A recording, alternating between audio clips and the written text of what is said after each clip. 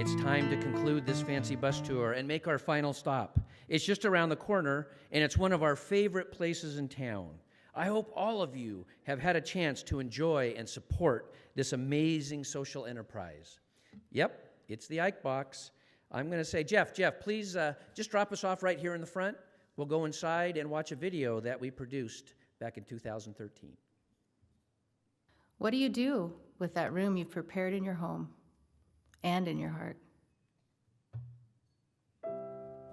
Very traditionally, we got the news from the doctor on the other side of the curtain. It's a great big baby boy.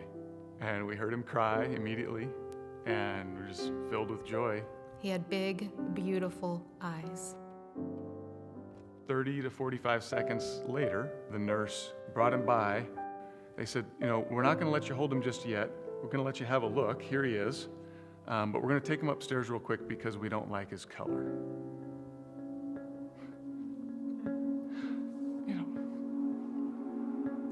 It's amazing how your world can change in 30 or 45 seconds like that.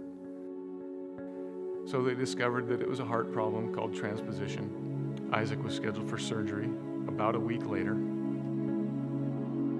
Had some complications in surgery and fought really hard. And he lived for 2 months. He had a kind of a roller coaster ride of several recoveries, but then crashed. It was an amazing 2 months for us, for our family, for our marriage, for our church.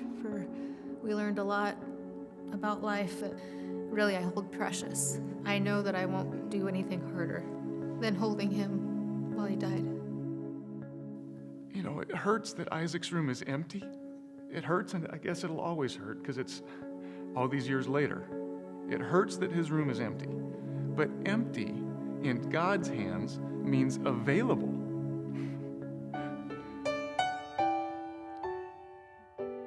Isaac awakened something in us that was ferocious. It's that gut level realization you'll do anything for this kid. You'll do anything for this kid. Well, that anything is Isaac's room. If you're to fast forward the story a little bit, Isaac's room has taken a fairly long and winding journey with several great stops along the way, and it's a pretty cool place to be a part of. It's downtown. Ike is a nickname for Isaac, and the box is kind of just short for the room. It's this concept of space. Our mission is to get divested young people invested.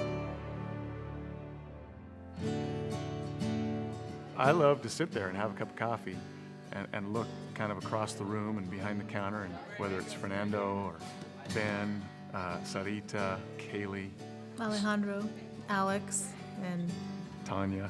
Davida. Tasting success. We're talking about kids who have been on probation. They've been flunking out of school.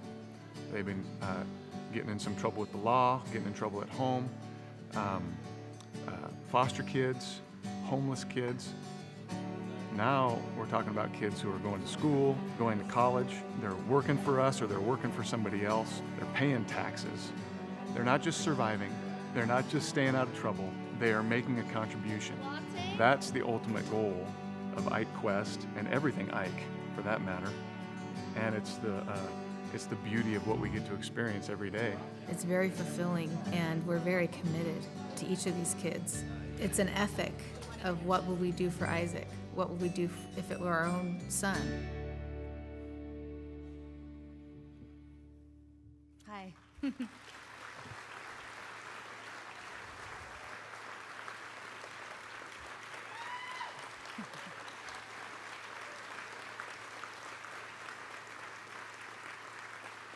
I just want to thank, again, Allied Video for the awesome job you did and you continue to do telling the stories in our community. While this video is getting old in years, although you can't tell when you look at him, it still communicates very well the heart of our vision for young people in Salem. I'm going to give you a little update of, that was actually 6 years ago, so we have a few updates. My first update is just for the 8 names that were mentioned in the video.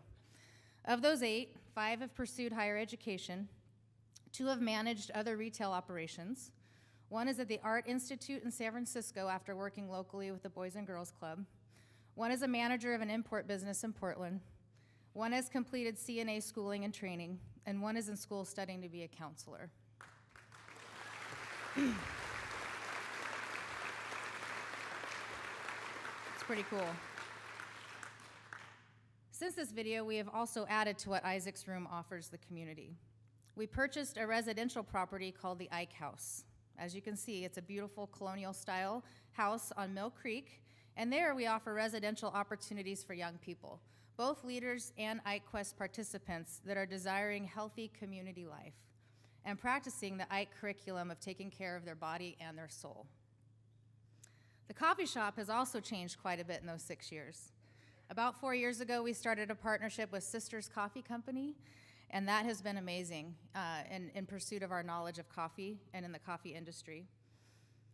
And we also did a complete remodel of the shop about a year and a half ago to accommodate for the long, steady growth in our business. This growth has enabled us to offer continuous work training skills to our youth in a vibrant, busy downtown coffee shop. Everybody wants to be a barista, right?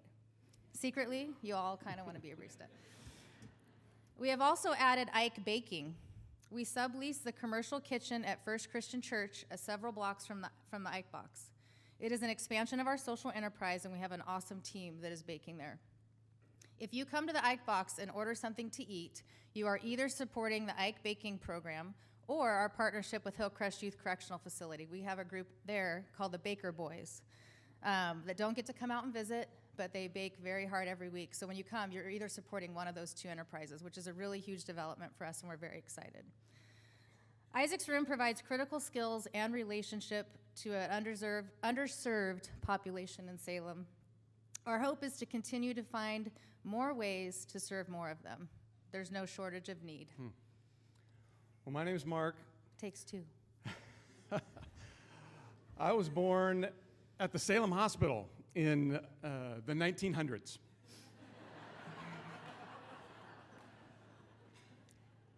It's been my home since then, except for the few years that I went to school in California, and I convinced this California girl to come home with me, and we've made it our home ever since, for better or for worse. We believe that SLF is responsible for better in that phrase.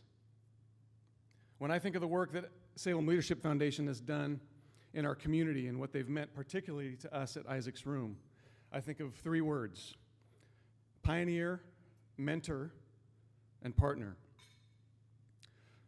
Salem Leadership Foundation has pioneered a path, or a bridge, if you will, of trust and partnership so that different sectors of our community that didn't always trust each other now routinely lock arms and work together for the benefit of neighborhoods and communities.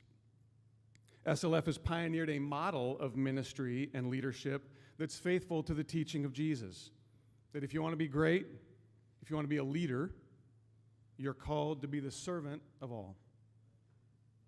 Get to your neighborhood school and ask how you can help.